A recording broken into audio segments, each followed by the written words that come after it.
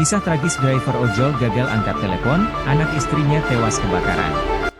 Kisah tragis driver ojek online yang mendapati istri dan anaknya tewas dalam kebakaran di Gang Al-Hidayah, RT 06 RW 09, Kelurahan Jati Kramat, Kecamatan Jatiasih, Kota Bekasi, Jawa Barat, Selasa, 22 April 2025.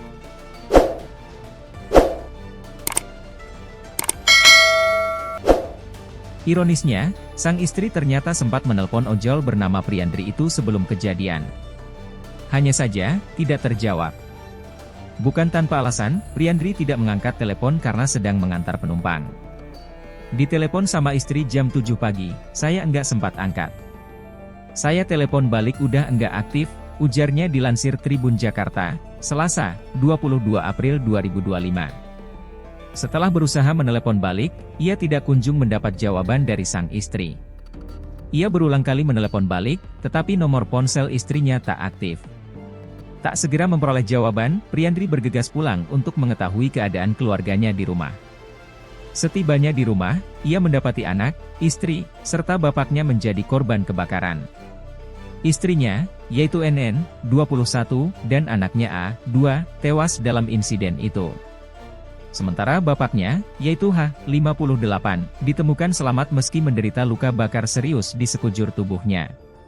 Saya kurang tahu sumber apinya, tapi pas saya mau pergi, berangkat kerja, bapak lagi masak air, ungkap Priandri. Penjelasan Damkar.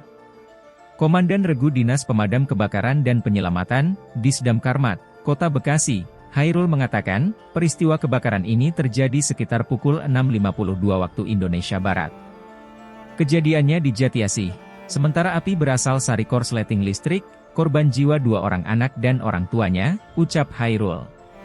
Kedua korban meninggal diduga terjebak di dalam kamar saat kebakaran melanda.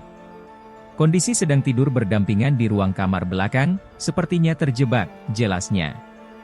Kebakaran ini juga menyebabkan pria berinisial H menderita luka bakar serius. Ia merupakan mertua dari korban, saat kejadian suaminya sudah berangkat kerja sebagai driver ojol. Jenazah dibawa ke RSUD, kalau yang luka bakar dibawa ke RS Mitra Keluarga Jatiasih, terang Hairul. Proses pemadaman kurang lebih berlangsung 1 jam, Disdamkarmat Kota Bekasi mengerahkan 2 unit mobil pemadam dan 1 unit rescue. Untuk proses pemadaman kurlep, kurang lebih 1 jam. Kesulitannya akses dan asap tebal, objek yang kebakar hanya 1 bidang, tidak sampai merambat, ucap Hairul. Berdasarkan pantauan Tribun Jakarta di lokasi kejadian, bagian belakang rumah kontrakan hancur sedangkan tampak depannya masih terlihat utuh. Ada beberapa bekas gosong di bagian atap depan serta barang berserakan, kepolisian setempat juga sudah memasang garis polisi. Sebagian artikel ini telah tayang di tribunjakarta.com dengan judul Telepon Terakhir Tak Terangkat, Driver Ojol di Bekasi Kehilangan Istri dan Anak Dalam Kebakaran.